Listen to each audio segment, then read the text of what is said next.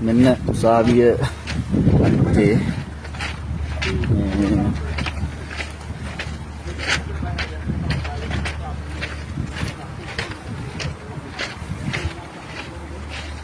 වෙනවා නුවර උසාවිය.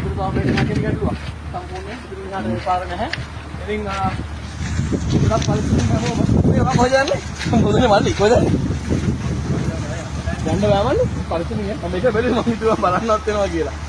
මොහොත යන්න බෑ. අඩියක්වත් යන්න බෑ. සම්පූර්ණයෙන්ම යට වෙලා තියෙන්නේ. යට වෙලා තියෙන්නේ.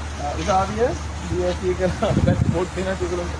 මට මෙතනින් ඉහාට පෙන්නන්න. මේ තමයි උසාවියේ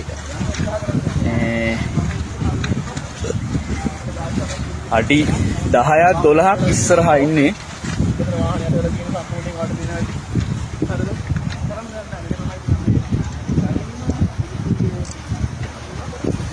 රේල් පාර තත්ත්වෙයි ඔන්න එන්න වතුර වැඩි වෙනවා.